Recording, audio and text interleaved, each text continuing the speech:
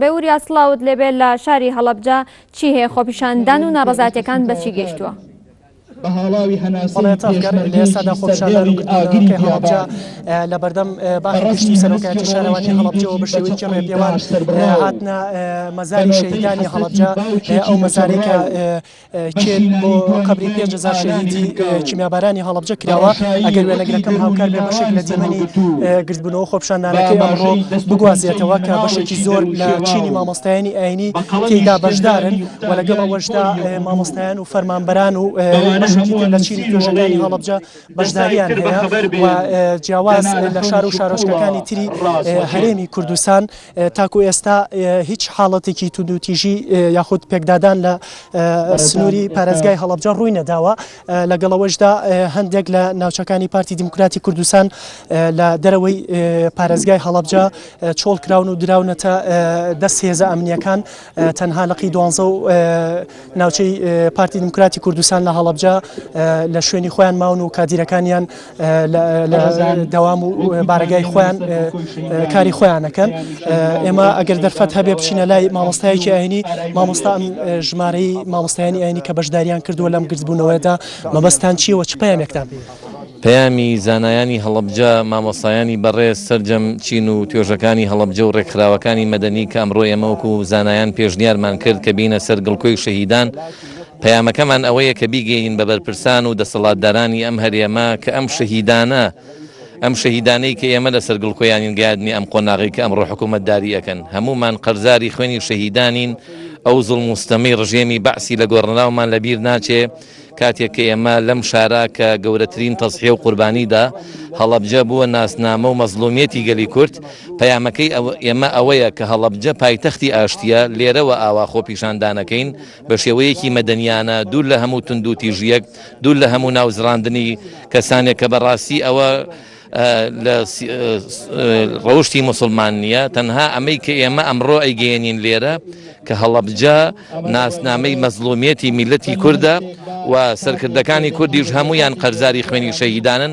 ئەبێ ئەمڕۆ گوێ لە داواکاری خۆپیشاندەران بگرن، ناڕەزایەتیکاران بگرن، چونکە بەڕاستی لەوە زیاتر ئینسان ناتوانێت کە بیر ئەکاتەوە کە شەهیدان و ئەوەی کە سوکاری قوربانیانی هەڵەبجە کە ئەمڕۆ سەربەرزن داواکەین ئینشاءڵڵا گوێ لە داواکانی مامۆستایان بگرن. ئەو پەیامەی کە پێمانە ئینشاءڵڵا ئەمڕۆ ڕای ئەگەێنین کە ئیترە بێ بە خۆیان نابشتنەوە لە خەوی غەفڵەت بە ئاگا بێنەوە، میلەت چاوەڕۆنیان لێ کە چاکسازی بکەن.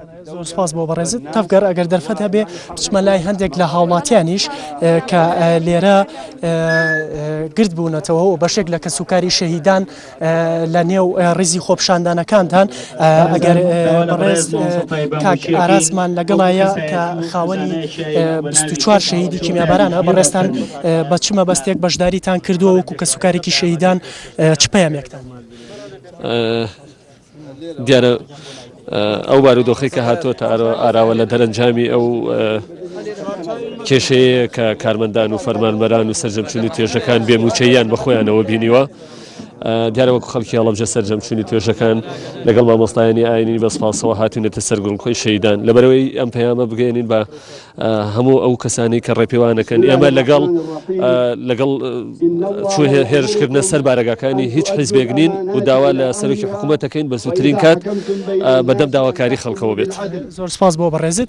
ئەگەر وێنەگرەکەم هاوکار بێت مامۆستایانی ئاینی بەیاننامەیەکیان هەیە، دەچینە لای بەیاننامەکەی مامۆستایانی. پایتەختی ئاشتی لە هەرێمی کوردستان، پێشمەرگە خۆگر و مردەکان، کەسوکاری شەهیدە بەڕێز و سەربەرزەکان، سەرجەمدام و دەستگاکانی هەرێمی کوردستان، پەرلەمانتار و سیاسیەکانی هەرێمی کوردستان، یەکێتی زانایانی ئاینی ئیسلامی کوردستان، سڵاوی خوا لە هەموو لایەک بێت. لە گۆڕستانی 5000 شەهیدی هەڵەبجەوە، لە شاری هەڵەبجەی چەند جار بریندار و سوتا و خنکاو بە کیمیاوی دەستی ڕژێمی بەعسی عەفلەقی لە پێشچاوی هەموو دنیا و زلهێزەکان، لێرەوە سەبارەت بە ئەو دۆخە هەڵوێست و ئامۆژگاری و داواکاری سەرجەم خەڵکی بە شەرەفی هەڵەبجە و بە تایبەتی زانایان و پێشنوێژ و تارخوێنان و چالاگوانانی مەدەنی بەڕێز کە ئێمە لە خزمەتی ئەوانە هەوڵی هێورکردنەوە و هەوڵی سەقامگیری شار و پارێزگاکەمان داوە لێرەوە داواکاری و پێشنیار و ئامۆژگاری مامۆستایانی بەڕێزی میحراب و مزگەوت بە تایبەتی و خەڵکی بە شەرەفی هەڵەبجەی شەهید ئەدەینە خزمەت جەمیع ئامادەبووان و هەمووتان. خاڵی یەکەم ئێمە وەک زانایانی پارێزگای هەڵەبجە لەگەڵ داوای مافی ڕەوای هەموو چین و توێژەکانی گەلەکەمان داین و پشتگیریان دەکەین ئەگەر بە شێوازی هێمنانە و ئاشتی خوازانە و دوور لە تونند و تیژی و تێکدان بێ. لەبەر ئەوەی ئێمە بەشێکین لەو جەماوەرە و ئەوان مزگەوتەکانیان ئاوەدان کردووەتەوە و هەرکی زۆری مزگەوتەکان لەسەر شانی ئەو جەماوەرە خۆگرە برسێیە.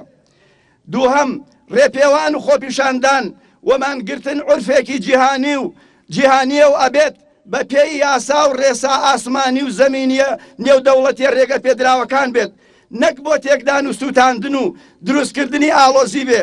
ئێمە دڵنیاین زۆربەی ڕۆڵەکانی گەل لەگەڵ پشێویدا نین، بەڵام هەندێک جار لە دەستی ئەوان دەرئەچێ و بۆیان کۆنترۆڵ ناکرێت و بەسەر ئەوانی شاشکێتەوە و بە زیانی گەل و نیشتمانەکەمان تەواو ئەبێت. بەڕێزان، پیاوێکی جوولەکە خەرزی لە لای پێغەمبەری ئیسلام بوو محەممەد صلی الله علیه وسلم، هات یەشتا وادەی قەرزەکەش تەواو نەبوو بوو بە ئوسلوبێکی ناشرین داوای قەرزەکەی کرد. سەحابەی پێغەمبەر ویستیان ئازاری بدەن و دووری خەنەوە. سەروەر فەرمووی لێی گەڕێن ئەوە خاوەنی حەقە، لكل صاحب حق مقال، هەموو خاوەن حەقێ بۆی هەیە قسەی خۆی بکە، لێی گەڕێن.